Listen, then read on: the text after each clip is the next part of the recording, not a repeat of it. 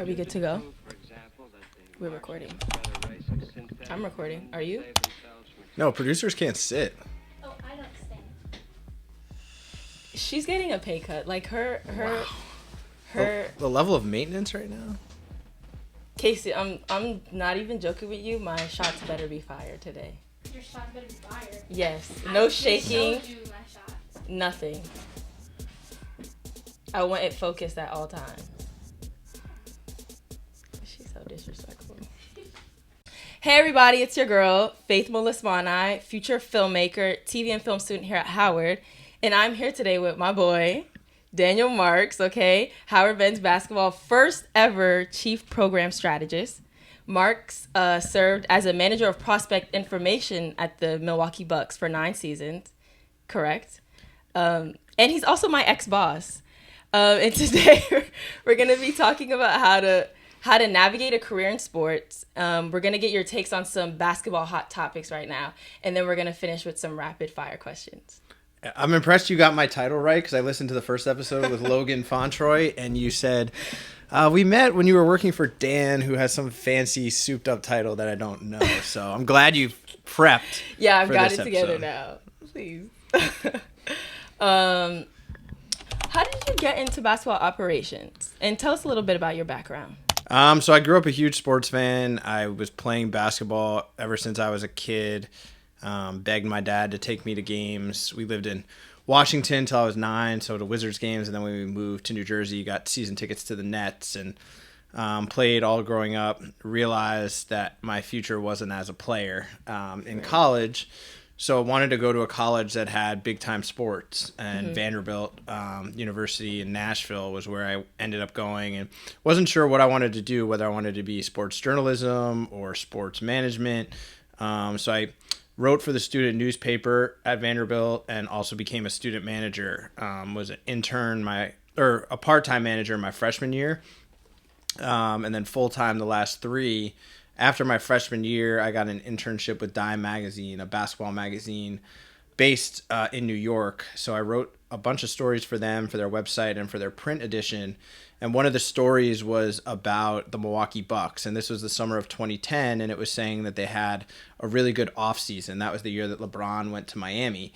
And they ended up signing Drew Gooden and re-signing John Salmons, drafting Larry Sanders. It didn't turn out to be a great offseason, but the article made its way to the general manager of the Bucks, John Hammond, and he read the story and reached out to me about it, thinking I was like some young up-and-coming reporter, not knowing I was a college intern. So John called me in like September of 2010, and I was my sophomore year at Vanderbilt, and manager, he talked about some of the guys we had on the team, and his daughter's best friend was in a couple of my classes at Vanderbilt, and we just kind of stayed in touch. After my junior year, we had 3 players declare for the NBA draft: Festus Ezeli, Jeff Taylor, and John Jenkins. John and Festus were first round picks, and Jeff was the first pick of the second round. So when the Bucks called me asking my opinions on those players, I said, can I come observe draft workouts? And they said yes. So I went to Milwaukee for 3 days, observed workouts.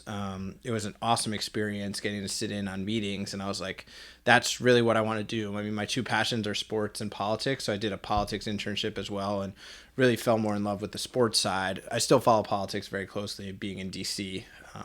It has been cool for that. But did that shadowing with the Bucks and talked to a number of other NBA teams about our players, and they asked me for the opinion. And one of the things they would always ask is, do you have contact info for the head coach or the assistant coach or his high school coach? So I put together a database on the top 100 prospects for next year's draft with contact info for all of their coaches, academic advisors, managers, and sent it out to NBA teams as a way to try to get my foot in the door. Got a couple of internship interviews with the Hawks and the Spurs. I did not end up getting it. Was talking to the Sioux Falls Skyforce in South Dakota, the Springfield Armor in Massachusetts, the Santa Cruz Warriors in the G League when the Bucks called and offered me the internship. I started in October 2013 as an intern, then 3 years as basketball database manager, 2 years with the G League team, 3 years manager of prospect information. During that point, we won a championship and then transitioned to Howard in 2022. Sheesh. Dan, whoa. I didn't know all of this. I also didn't know you were from DC. I was born here, yeah. Yeah. So lived here till I was like 4 or 5. Then we moved to one of the suburbs for a few years. So, I feel like everyone always, you grow up and you're like, okay, I'm going to go to the NBA. And it doesn't end up working out for many people, but there's still ways to like stay close to what you love. So what's some advice? And I know you experienced like a lot of probably rejection in your early in your career.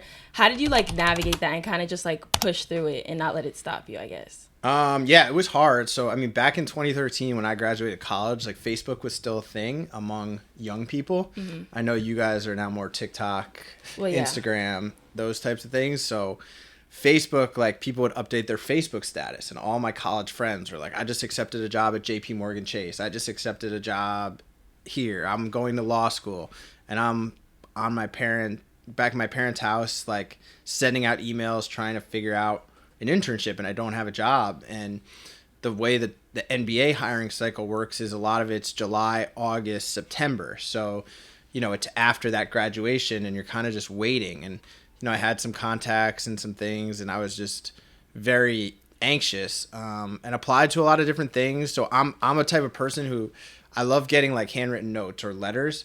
So a few NBA people reached out to me and like sent a note, a handwritten note about, like, hey, we don't have anything, but keep your head up. And like knowing that they read it, my resume, and like acknowledged it, was cool and kind of helped keep me going. And then just knowing like I really wanted to do this as a career, but you're going to get a lot of no's, and even more than no, you're going to get like no answer.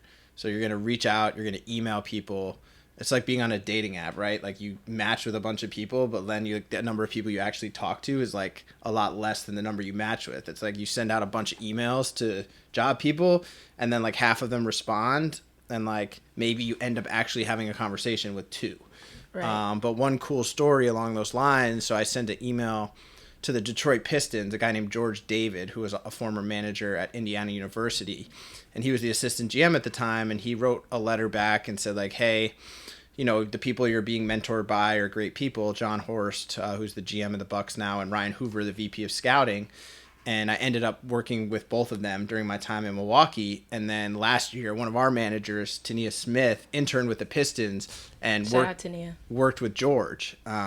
So I, shared that letter with him and with her, and it was kind of a full circle moment. Like 10 years after they didn't have an internship for me, one of the people that I like mentored and worked with got an internship. But you're going to hear no a lot more than you hear yes.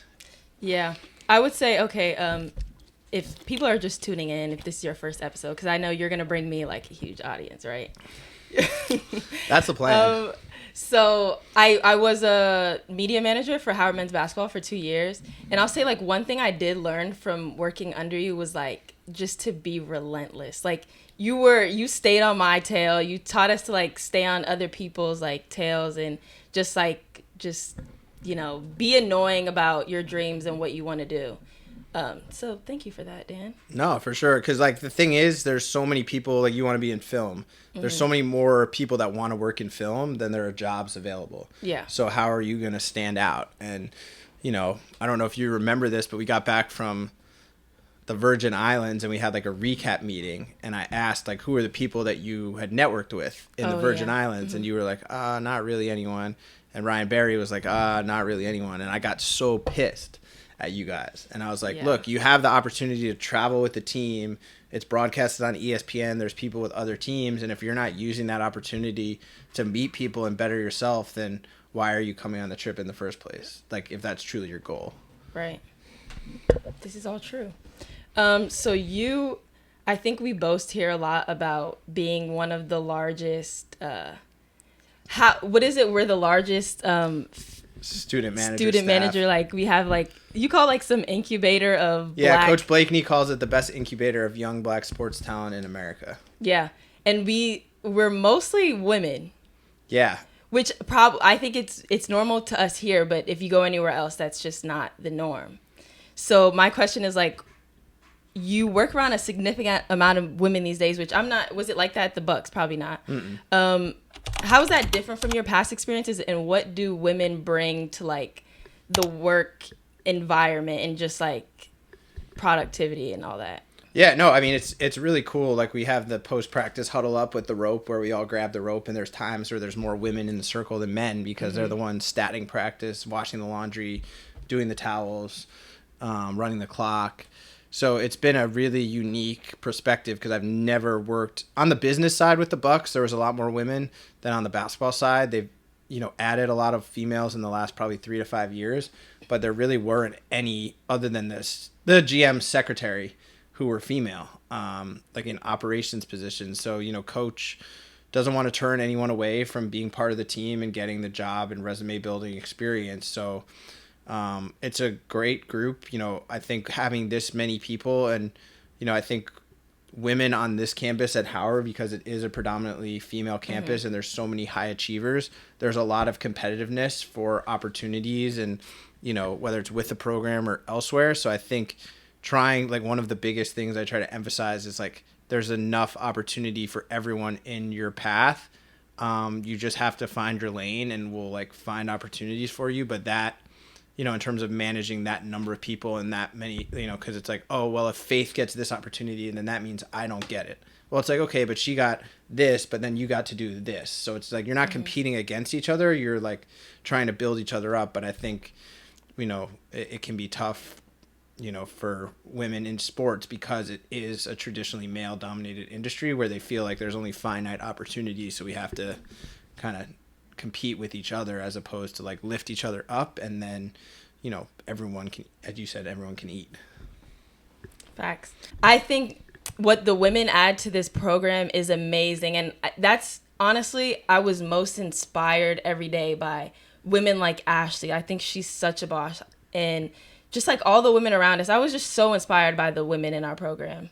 Yeah, no, I mean, they do tremendous work. I mean, we have 8 head managers this year and only 1 is male, Naeem. And shout out to Naeem.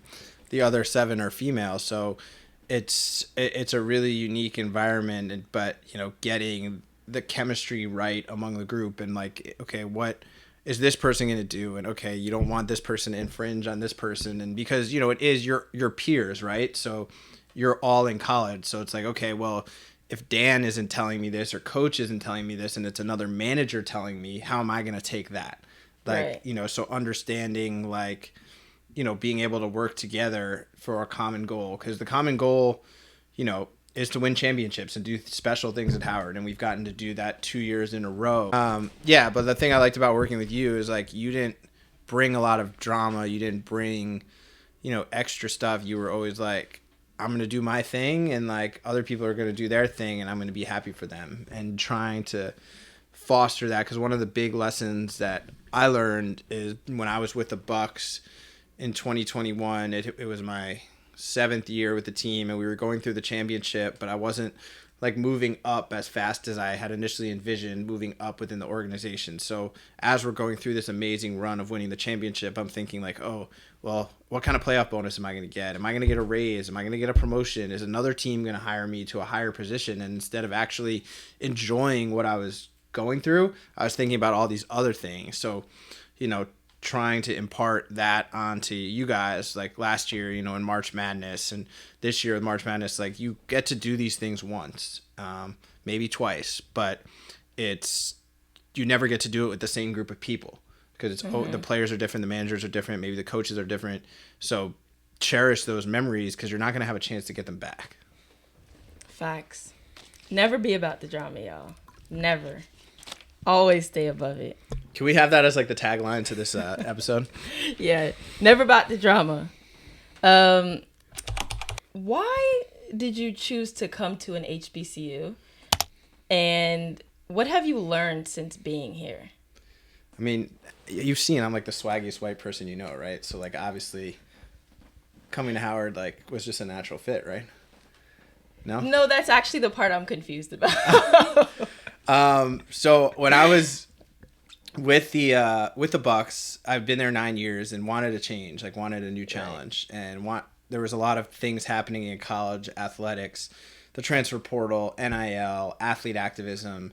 And I was like, I'd love to get back into college. So I talked to about 12 to 15 different coaches, some in like a formal interview, some more just kind of, friendly conversation about opportunities at the college level, and got connected to Coach Blakeney through one of our former G League players at the Bucks, Kyle Casey, who coached at Harvard. And Coach and I were supposed to meet at the Final Four on the Friday of the Final Four. We were supposed to get lunch. And I texted him like, hey, where do you want to meet? And then he ghosted me. I didn't hear from him. So I was like, all right, whatever. Howard's off the table. Then the next day, Saturday, Duke was playing UNC in the Final Four. And Kyle was on the concourse talking to KB. And Kyle Foster. No, Kyle Casey. Kyle Casey, okay. Yeah.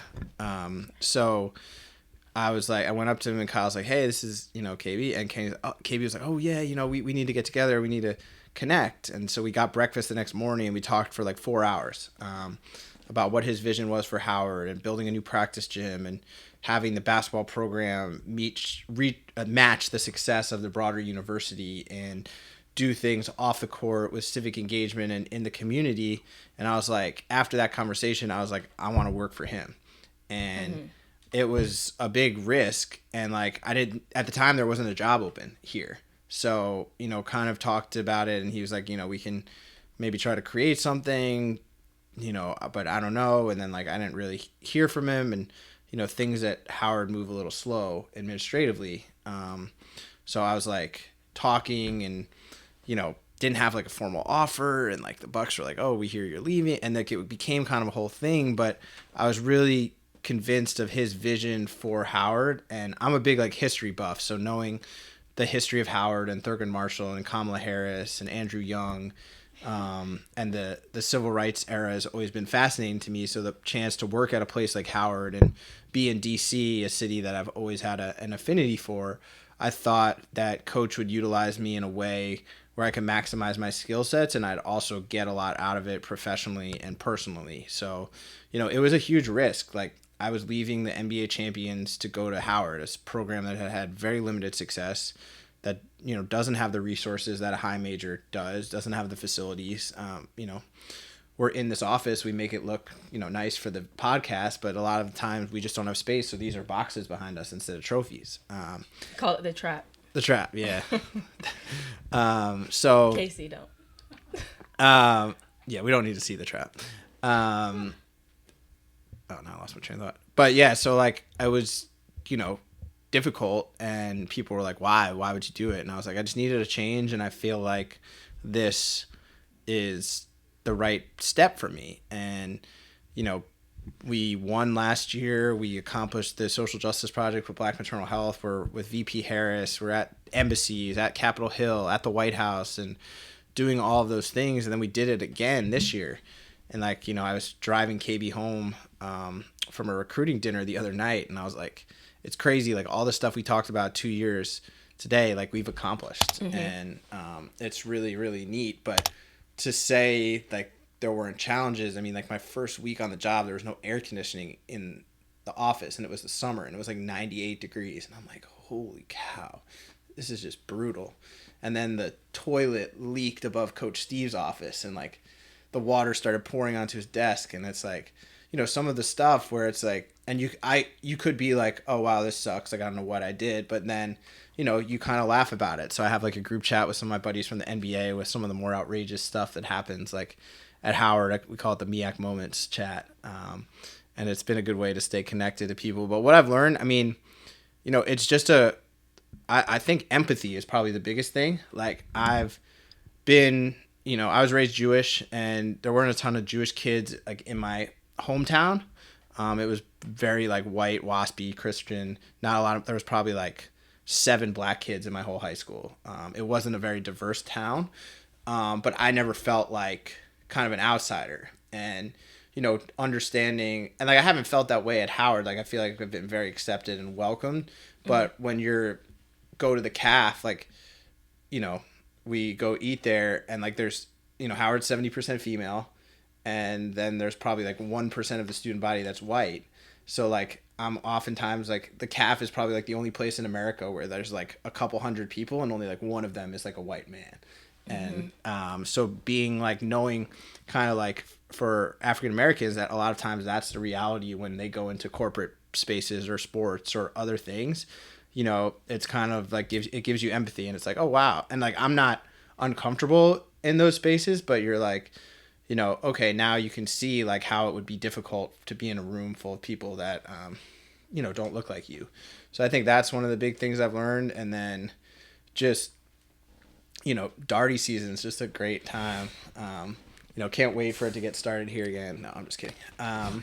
But and then just the alumni like love for Howard has been really special. Like we do alumni dinners on the road, and the way that they embrace the program and want to support our guys and our managers, and like the level of just passion that they have for representing Howard is really, really unique. Yeah, I would say our alumni network is definitely unmatched. Like you can walk through an airport and you have your Howard sweatpants on, and it's immediately like it turns into a party. You're like, I know I went to the beach once and I had like on a Howard t-shirt, and I was just like bombarded, and then we like started like that's a great thing about it. And I think also just the experience at Howard is really unmatched. Like the community is just, it's, you can't get this anywhere else. So, you know, I hope that you're being educated while you're here, and you know, I hope you're having a good time, but you know, feeding yourself in some way.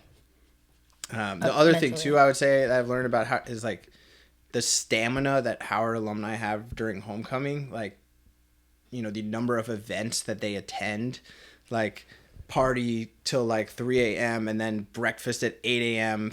football game. Like, it's like I get invited to so many things and I'm like, I'm exhausted. And they're like, oh, we're just getting started. We have like 3 more things to go. Like Howard Yeah. homecoming is just like unlike anything I've ever seen. The alumni, like they drive the homecoming. It's not even Yeah. us. Like we're just background characters, honestly. Yeah. Okay, so let's move into our hot topics. Okay. So I know like you're like a politics guy, like you were at some point. Still am. I still follow it pretty closely. Yeah, so did you hear in the news that Steph Curry says that he's not ruling out running for president? And I want to get your thoughts on that. And I also want to know what NBA player do you think is best suited to be president? And what Howard men's basketball player do you think is best suited to be president? So Steph, you know, he's such a incredible player, and what he's done in the community and what he's done for Howard with sponsoring the golf team. So I think, you know, he's well spoken, obviously, you know, wholesome family, like he's so popular and beloved. Could he run for president? You know, sure. At this point, I would wonder, you know, I wouldn't want to run for president even if I had the opportunity. Like just the scrutiny that it puts on you and your family and just the pressure of it is a lot. So, you know, if I made the money that Steph made, like I would be content to just chill. But if he wants to do that, power to him. In terms of players, so 2 that I just know personally. So one guy we drafted with the Bucks, Malcolm Brogdon. He went to Virginia and got a master's in public policy while he was there, and his nickname was the president. And he's really involved with the Players Association, does a lot of great work in Africa with his foundation. His mom is a professor at Morehouse and Spelman. He's just a really impressive, super sharp guy, and we would always have great conversations in the cafeteria at the Bucks facility. And then Harrison Barnes, who came to work out here at Howard last summer, and I didn't know him before that, but you know, he spent about 30 minutes talking to our campers about his lessons, and you know, didn't have to do that, but took the time to do it. And then the thing that was most impressive was like NBA players, you realize very rarely are on time. Like you're always waiting for the players. Like the players, if the player's not there, the plane's going to wait. If the trainer's not there, the plane's going to take off. But Harrison Barnes said he was going to be here at 6:30. So I'm thinking like, okay, he'll be here at 6:45 or 7, but he was here at 6:26. And I'm like, okay, that's different. And just like a really smart, personable he seems like a nice guy from what I've seen. Yeah, in terms of our team, probably Joshua Strong. You know, he's 21 in his first year of law school, balancing playing Division I basketball, has a real sense of history, culture. you know, wants to use the law to give back to people and make society better. So I would say him. I'm gonna go with LeBron. If LeBron became president, my patriotism would go through the roof. Like you couldn't get me out of an American flag. Like I'd be he's just a great guy. Like I just love that man. And as far as Howard players, how did you miss Thomas Weaver? Like, hello. The mayor? Yeah, no, I think Weave could be good, but I just don't see Weave as a spotlight guy. Like being the president, like you have to be in the spotlight. You have to be campaigning. That's how they got your mind twisted. We need a serious man that's for the people. And Thomas is for the people. Thomas is for the people, but I don't see Thomas going to want to campaign across the country. Like I just don't see Thomas. I see it. Thomas 2024. Let's go. Yeah. I will be he has your to be vice 30. president. He has to be 35 to be president. Well, so we can change the rules for Weave. Hello. Next story. So Adam Silver says NBA is going to look at U.S. versus international for the All-Star game. But he said there are deeper issues at hand. Why do you think the All-Star games are failing to hit the mark? And what can make the games more competitive and entertaining? I think the All-Star game is horrible. Like I don't think there's anyone that enjoys the All-Star game in its current form. Players, coaches, Adam Silver, teams, TV people. It's just hard to incentivize the players to play hard. Like the All-Star break is like the All-Star weekend is like a big party, and there's events and there's other things, and like it's around the game, but the game itself, there's no consequences to it. So if you win, great. If you lose, who cares? Like it doesn't affect the standings. It doesn't affect the playoffs. It doesn't affect their, money. Like I haven't watched an All-Star game in probably like 8 years. Like I'll watch the dunk contest on Saturday night, but the All-Star game, it just doesn't interest me. It's not that entertaining. To fix it, I don't know, probably incentivizing the players in some way. But again, it's, teams are so injury conscious with load management and different things that they're not going to want their guys to be like going really hard during the time of year when they're like resting and their bodies are, decompressing so that they can finish the season strong. So I don't have a good answer. I just think everyone would agree that it's not very good where it is right now. Yeah. I think it's mainly like a pride thing. I feel like if you took pride in your game and if you're on the court with some of the best players in the world, it's kind of weird that you wouldn't want to go hard and show out. But I think the part of it is it's like, okay, you go hard and someone else isn't going hard and then you injure that person. And then it's like, everyone's like, oh, why is he going so hard in an All-Star game? Yeah. I mean, it's a mindset thing at the end of the day. So this was a story that I actually came across the other day, and I was like, this is interesting. And I didn't realize when the switch happened that coaches in the NBA and college stopped wearing suits after the pandemic, and now they've transitioned into more athleisure. But people are saying that it makes the games feel and look less serious. So what is your take on the whole suit thing? All right. So, I mean, you've probably seen me in a suit twice when we go to the Capitol and when I was at the Swiss Embassy last year with Coach Steve. But I hate getting dressed up. I hate wearing suits. Like part of the reason I like working in sports is I can dress up like this. Someone asked Tom Izzo, the Michigan State coach, about it maybe 2 weeks ago. And he's like, well, why don't you ask the fans who are asking that question if they want to come to the games in a tuxedo and in a dress and in heels? Like, you want to be comfortable in what you're doing. Like you're coaching a sport. Obviously it's serious, but you're not solving the world's problems. You're not, operating brain surgery. It's basketball. Right. So I love it. I think it's great. And, you have the creativity that, you can wear the Jumpman, different jump suits and the quarter zips, and you represent the school more. So you go on TV True. And you're a walking billboard with what you're wearing. I love KB's drip. Yeah, I hate wearing suits. So anything that means that I don't have to get dressed up is a good thing. Yeah. But also what would Pat Riley be without a suit?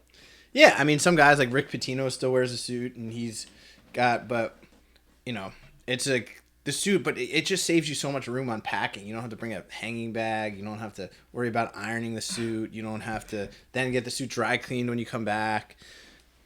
I feel you. It makes it a lot easier.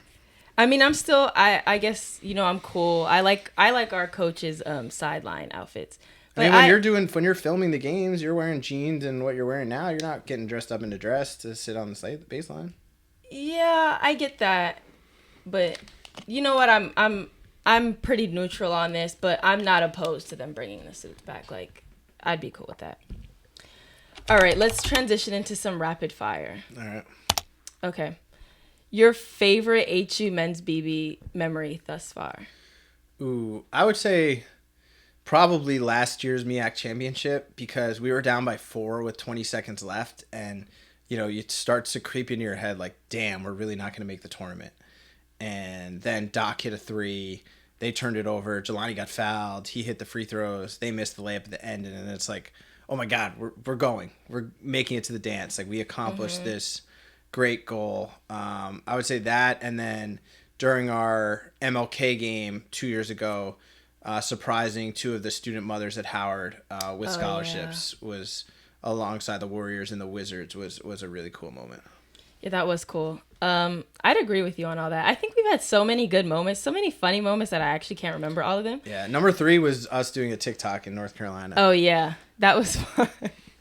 We were doing laundry, and I managed to like almost fit myself into a dryer, but that's a story for another day. I remember our drive back from MEAC was so funny. Like, I don't know what we were all laughing or talking about. It was our drive back from the NCAA tour from Dulles. Oh, yeah. We were just texting about all the crazy stuff that had happened, like last year at practice when Ryan Berry had to chase a rat. Yeah. Around Oh Burr. my God! Wait, that's number 1. That's number 1. And I was going around with a broom, like trying to swat the rat. And I was so mad.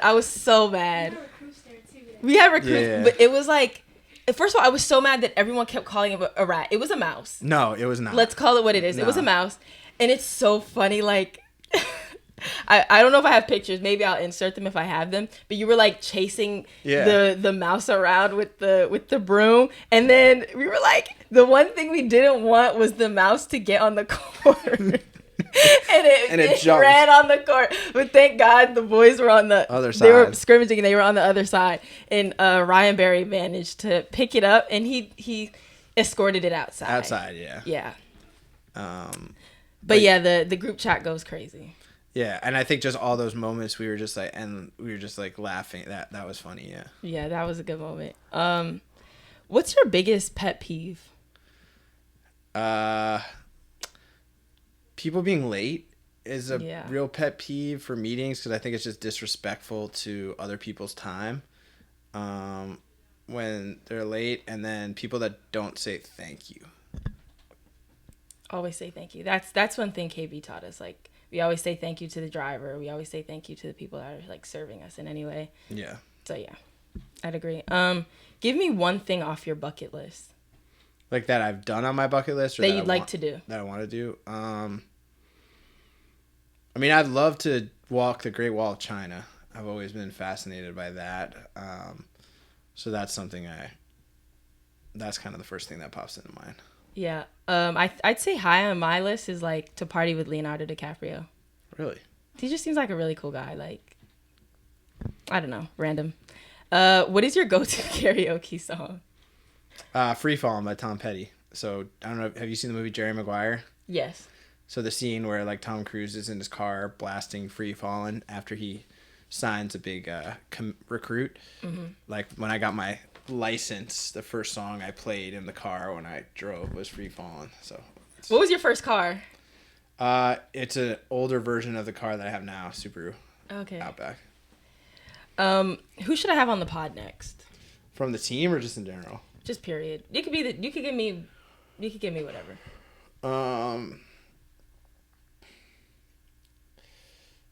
So the most interesting people like that I know that I could actually like get on your pod. So Mike Sergo, who's been with the Bucks for 30 years as equipment manager in video, and he just has so many crazy stories. So he would be a funny one. Here at Howard,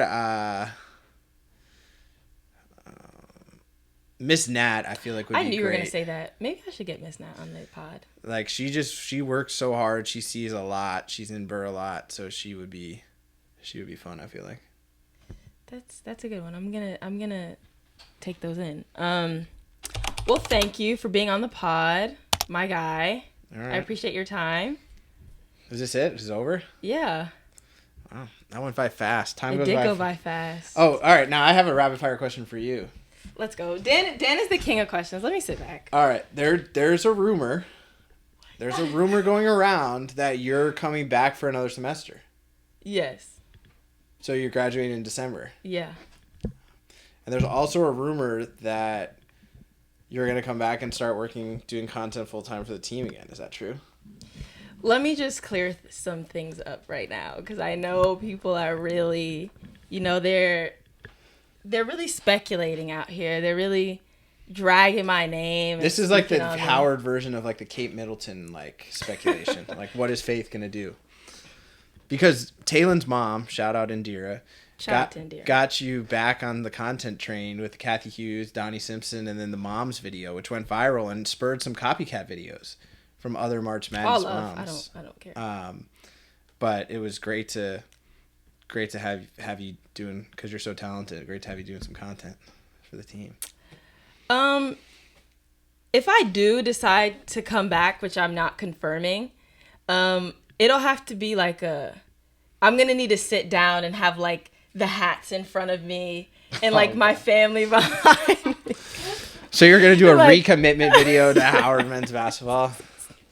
If that was to happen, but we'll see. Are people scared? Is that what people are? No, like? I think people would be excited. Okay. But there's just because the reaction when you said you were stepping away from the program was, everyone was really disappointed. There was one player, I'm not going to name his name, but who decided to like throw a cup and kick a shoe and all sorts of things because he got pretty emotional. Yeah, I miss my guys. Yeah, I miss everyone. everyone misses it. But see, the thing is, you and your producer behind the camera, shout out Casey. You guys still come around the office. Like, you still just can't get enough Howard men's basketball. We come around very sparingly.